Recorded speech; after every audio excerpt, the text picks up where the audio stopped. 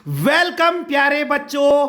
आज हम इस वीडियो में कक्षा 9वीं की हिंदी की पाठ्य पुस्तक से लल द्यद के वाक के एक्सप्लेनेशन को अर्थात उसकी व्याख्या को बहुत ही आसान भाषा में समझेंगे। और इस वीडियो को देखने के बाद आप लोगों के मन में कोई डाउट नहीं होगा। तो चलिए शुरू करते हैं।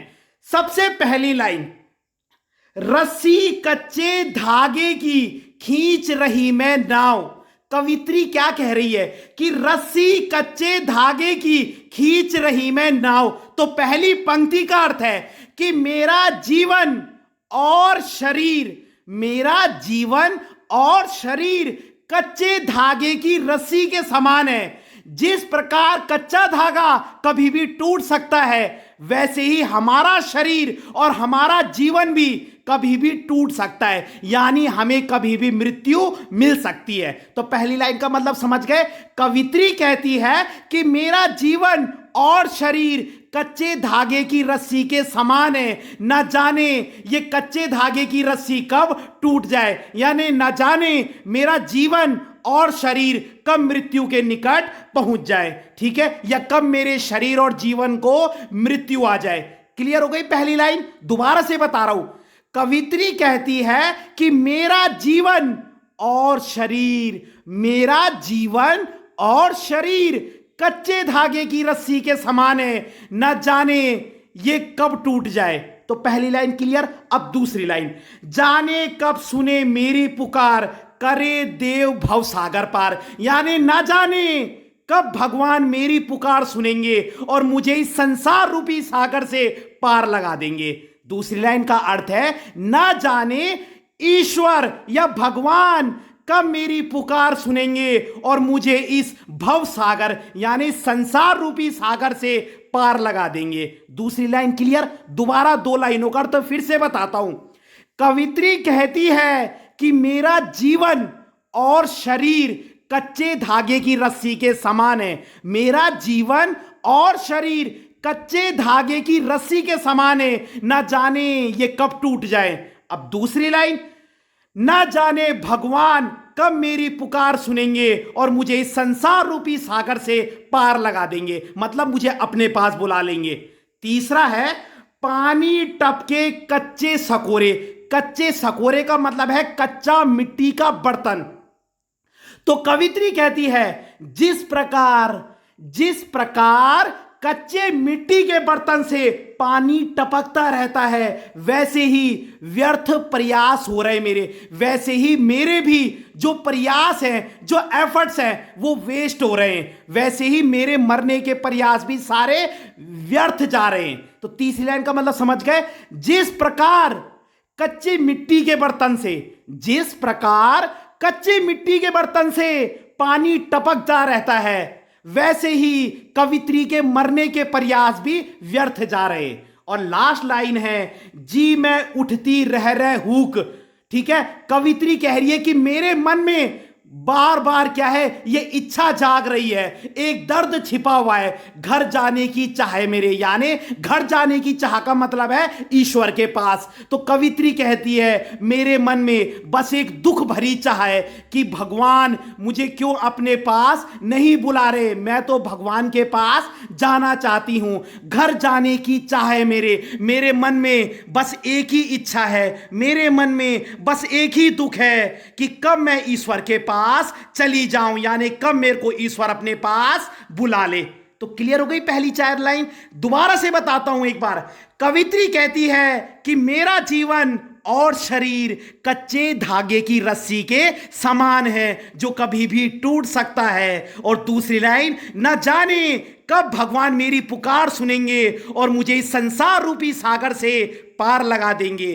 तीसरी लाइन, जिस प्रकार कच्चे मिट्टी के बर्तन से पानी टपकता रहता है, वैसे ही मेरे प्रयास भी व्यर्थ ही जा रहे हैं। और फोर्थ लाइन है, चौथी लाइन, कवित्री के मन में बस एक ही चाह है, कवित्री के मन में बस एक ही दुख भरी चाह है कि वह क्या है, ईश्वर के पास जाना चाह रही है। ठीक है, घर जाने का मतलब है ईश्वर से मिलन।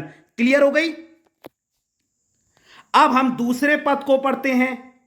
देखिए, खा खाकर कुछ पाएगा नहीं। खा खाकर का मतलब है अरे ज्यादा लालच करने से तुम्हें कुछ नहीं मिलेगा, और ना खाकर बनेगा अहंकारी। और अगर तुम्हारे अंदर बिल्कुल किसी चीज को पाने की चाह नहीं है तो तुम्हारे अंदर एक घमंड आ जाएगा कि यार मतलब इंसान के अंदर थोड़ा लालच होना भी जरूरी है। अगर तुम्हारे अंदर बिल्कुल ही लालच नहीं है तो मतलब क्या है, इसका मतलब तुम्हें अपने ऊपर बहुत घमंड है कि मुझे किसी की जरूरत नहीं है। तो ऐसा भी नहीं है। तो कवित्री कह रही है खा खाकर कुछ पाएगा नहीं, यानी कि ज्यादा लालच करने से तुझे कुछ नहीं मिलेगा और ना खाकर बनेगा अहंकारी। और अगर तुम्हारे अंदर किसी भी चीज को पाने की चाह नहीं होगी तो तुम्हारे अंदर घमंड आ जाएगा। आ गई दो लाइन समझ में? पहली लाइन का मतलब है अधिक लालच करने से कुछ नहीं मिलेगा। बस पहली लाइन का मतलब है अधिक लालच करने से कुछ नहीं मिलने वाला। दूसरी लाइन का मतलब है और अगर तुम्हारे अंदर बिल्कुल भी किसी चीज को पाने की चाह नहीं होगी तो तुम क्या बन जाओगे? घमंडी बन जाओगे। अगर तुम्हारे अंदर किसी चीज के लिए बिल्कुल थोड़ा सा भी लालच नहीं होगा तो तुम्हारे अंदर अहंकार पैदा हो जाएगा। इसलिए कवित्री कह रही है सम खा तभी होगा संभावी। मतलब न ज्यादा लालच कर, न ज्यादा किसी को पाने की इच्छा रख और न ज्यादा ही किसी को खोने की इच्छा रख, यानी संभावी बन। संभावी कहते बैलेंस बना के चल। मतलब न ज्यादा लालच रखना है और न बिल्कुल किसी भी चीज को त्यागने की इच्छा रखनी है। और खुलेगी साकल बंद द्वार की, तभी तेरा ईश्वर से मिलन हो पाएगा। जो ये दरवाजा है ईश्वर और तुम्हारे बीच, तभी वो दरवाजा खुल पाएगा, यानी तभी तुम्हारा ईश्वर से मिलन हो पाएगा। मैं फिर से बता रहा हूं, पहली लाइन का मतलब है अरे हमें अधिक लालच नहीं करना चाहिए। दूसरी लाइन और हमारे अंदर क्या है, हर चीज को क्या है छोड़ने की इच्छा भी नहीं होनी चाहिए, नहीं तो हम घमंडी बन जाते हैं। ठीक है, तो पहली लाइन का मतलब क्या है, ज्यादा लालच करके कुछ नहीं मिलेगा। दूसरी लाइन का मतलब है ज्यादा त्याग करने से भी कुछ नहीं मिलेगा, हम अहंकारी बन जाएंगे। क्लियर हो गई दो लाइन? तीसरी लाइन क्या है, सम खा, मतलब न ज्यादा किसी को पाने की इच्छा रख और ना ज्यादा किसी को खोने की इच्छा रख। मतलब बहुत ज्यादा लालच भी नहीं होना चाहिए और मन में बिल्कुल 0% लालच भी नहीं होना चाहिए। तुम संभावी बनो। संभावी का मतलब क्या है, मध्यम इच्छा, मीडियम विश, है ना। लालच होना भी जरूरी है लेकिन एक्सिस नहीं होना चाहिए, बहुत ज्यादा नहीं होना चाहिए, और तभी तुम्हारा ईश्वर से मिलन हो पाएगा। ठीक है, तो कवित्री कह रही है ना ज्यादा लालच करने की इच्छा रख और ना ज्यादा ही त्याग करने की इच्छा रख, है ना। बीच के मार्ग को अपना, तभी तेरा ईश्वर से मिलन हो पाएगा। बस यही है 4 लाइन का अर्थ। ठीक है, तो संभावी का मतलब समझ गए, ना बहुत ज्यादा पाने की इच्छा रखना और ना बहुत अधिक खोने की इच्छा रखना, तो यही मध्यम मार्ग है। अब देखिए, इसको समझिए। आई सीधी राह से पर गई ना सीधी राह। कवित्री कह रही है अरे जब मैं इस दुनिया में आई थी, जब मैं पैदा हुई थी, तो क्या है, मैं बहुत ही क्या थी, मतलब सीधी थी, मेरे अंदर कोई भी बुराई नहीं थी। जैसे बच्चा होता है ना, बच्चे के अंदर कोई बुराई नहीं होती, वो छल कपट से दूर होता है, लेकिन गई ना सीधी राह। लेकिन जैसे जैसे मैं बड़ी होती गई, मेरे अंदर कई बुराइयां आती गई, मतलब मैं सही मार्ग पर नहीं चल पाई, और यही रियलिटी में होता है। ठीक है, आई सीधी राह से मतलब जब मैं इस दुनिया में आई थी तो मेरे अंदर कोई बुराई नहीं थी, और गई ना सीधी राह, लेकिन मैं जैसे जैसे बड़ी होती गई, मैं क्या है, मेरे अंदर बुराइयां आती गई। क्या बुराइयां हो, छल कपट मोह माया, ठीक है, लालच।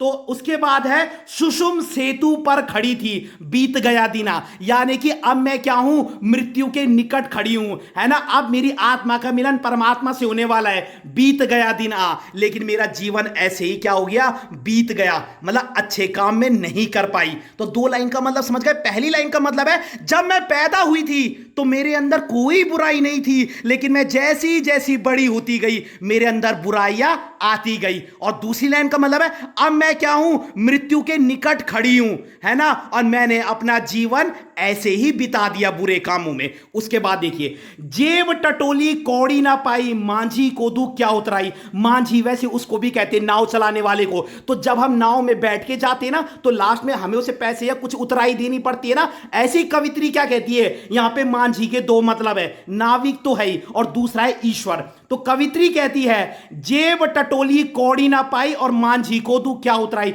यानी जब भगवान मुझसे मेरे अच्छे कर्मों के बारे में पूछेंगे तो जेब टटोली कौड़ी ना पाई, तो मैं अपने अंदर झांकूंगी लेकिन मुझे कुछ भी जवाब देने को नहीं होगा। क्यों नहीं होगा? क्योंकि मैंने तो जीवन में अच्छे कर्म किए ही नहीं।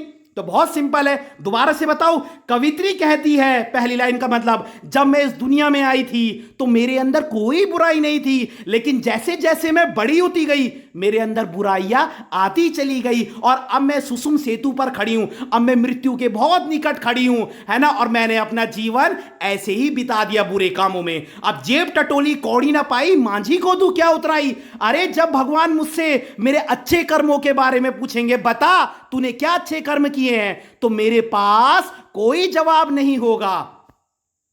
उसके बाद देखिए लास्ट, थल थल में बसता है शिव, यानी कि पृथ्वी के प्रकृति के कोने कोने में भगवान बसे हुए हैं। भेद न कर क्या हिंदू मुसलमान। अरे तुम हिंदू और मुसलमान के भेदभाव में क्यों पड़ रहे हो। तो पहली लाइन का मतलब क्या है, थल थल में बसता है शिव, यानी कि प्रकृति के कोने कोने में भगवान बसे हुए हैं। तुम हिंदू मुसलमान इन भेदभाव में क्यों पड़ रहे हो।